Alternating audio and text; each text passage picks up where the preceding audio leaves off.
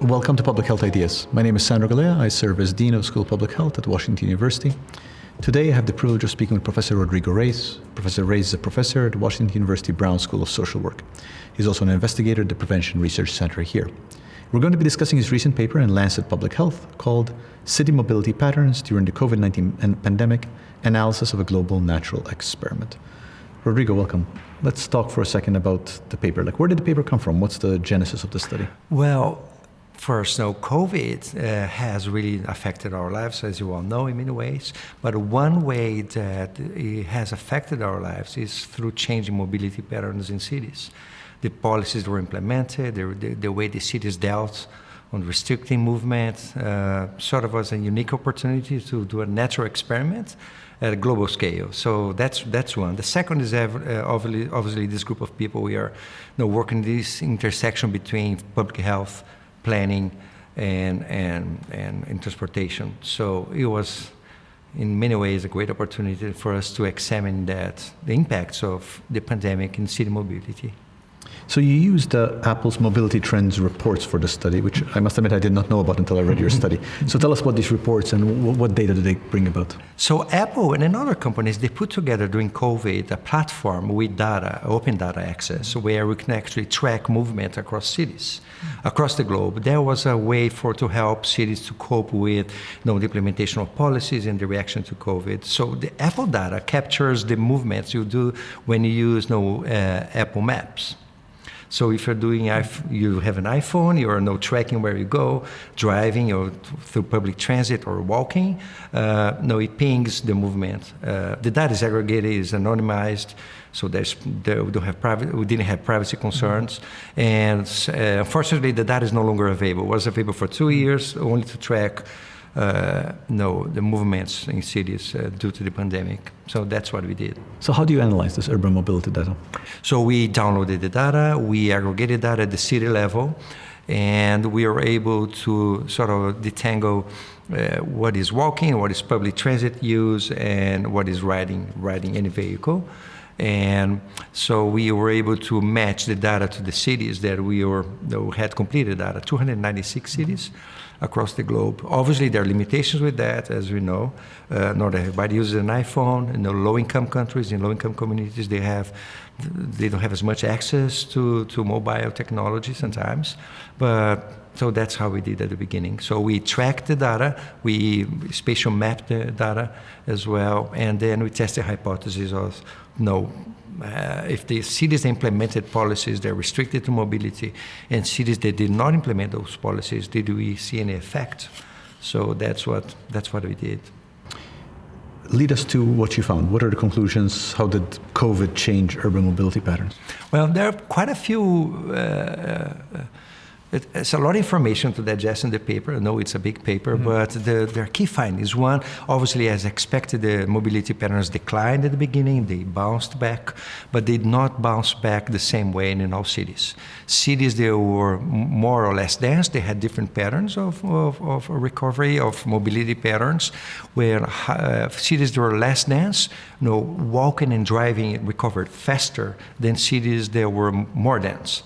So denser cities, they relied more on public transit access. So that's in terms of pattern, that's the main finding we saw. High-income cities and low-income cities located in low, high-income countries, they also had a different pattern of recovery as well. And I can tell you more if we talk about the policies. Yeah, we'll talk about policies. You had an interesting taxonomy, I thought, of pandemic policies. Yes. That's where I was going. So explain that a little bit and tell us what you found about the taxonomy. So we use different data sources to map policies that were implemented during COVID at the national level, at the city level. And we sort of organize those policies in patterns and a typology, as you said. And so we wanted to understand policies that were restricting walking and driving, or enhancing walking and driving, or enhancing or restricting public transit. And we were able to sort of map 4 types of policies. We focused mostly on the policies that were enhancing access to walking and biking opportunities. or to mobility patterns that were related to public transit access. And so we mapped that as part of the project as well. That was the second aim of the study for And what us. emerged from that? So cities in high-income countries, they implemented faster and better if they had infrastructure in place. So the main finding is high-income cities and cities with better infrastructure, they were better prepared to rapidly implement those policies. Low and middle income countries and cities located in those places, in those countries, they had fewer access to resources and fewer, not as well developed infrastructure, which prevented the policies to advance as fast. They relied more on public transit, policies, rather than walking and biking policies. Now, this was during COVID, but Yes. to what extent do you think there's generalizable that insight into non-COVID times about policies and how they affect mobility? That's a very good question, because what we saw what happened after COVID, if the patterns, they remain the same. And in cities where the infrastructure was in place and remained in place, the activity levels were higher. So we have no other findings for different studies supporting that when you have better infrastructure, people can active commute easier than we don't have that. However, there are major inequalities emerging as well, and that's another key finding for this study.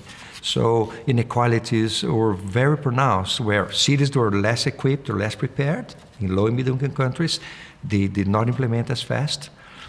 In neighborhoods, so within city level, in neighborhoods with fewer infrastructure and poor infrastructure, they also did not allow sort of low resource communities to have access to walking and biking opportunities. So they had to rely more on public transit, which is usually not well developed and implemented in low income communities as well. So there are implications for inequities as well. What inequities emerged? So inequities in mobility, or what else? Inequities in terms of mobility patterns, okay. So where we can walk or bike more or less, where we can walk, where we can have better access to public transit. And we know this will have, I would say policy inequities as well, because the implementation was not equitable. Right. But the paper did not examine health outcomes, but we already know the more active patterns, they lead to better health outcomes. So in the long run, we will have inequities in health outcomes as well. Although we did not examine that in the paper. Yeah. If you were to infer, and this might be a stretch, but in your paper, what were the policies that most led to narrowing gaps? Well, the policies where you can actually rapidly adapt the infrastructure that you have in place. Let's say you can just expand the space in a road for biking, or just repurpose a street for walking. And those are also the low-hanging fruits type of interventions. You don't have to build more things, which for low-resource cities and communities, it's a great opportunity. You don't have to actually build more space. You can just reimagine the use of space we have in cities. So, and those are probably the best opportunities to reduce inequities. Can you draw or extend generalizable lessons about urban design from this study? Oh, no question about that. That's one of the main take-home messages for that. First, we have to integrate health outcomes in public health and urban planning together. So, and we're talking about planning policies that should be incorporating public health lens in their implementation as well. So we have to reimagine that planning policies, when it comes to zoning or designing places in cities, they should have incorporated into the metrics, into the outcomes, health outcomes.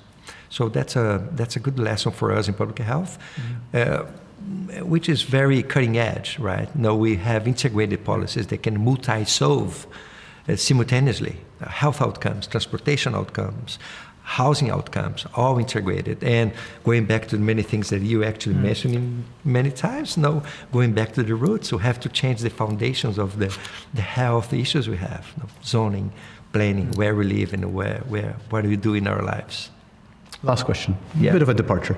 So I know that you played blues and you're a fan of blues, and I've often talked about Blind Willie Johnson as a bluesman in some of my talks. And I've talked about him in his life as conditions of his life is shaping health. I'm just curious what your thoughts about that. Does it ring true to you, and the intersections you find between the blues and your work? It does ring a bell, and it really resonates when I think it's a great way of connecting with people with that story, by the way. So I always appreciate that. So personally, there's more into that, because blues is not only about talking about the difficulties in life, it's about celebrating life as well. And music is not an act of loneliness. You play music and you make music to share with others.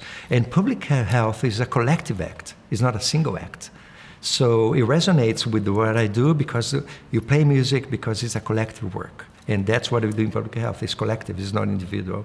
The second, it talks about the daily life and daily living in communities. And blues sings about the daily living.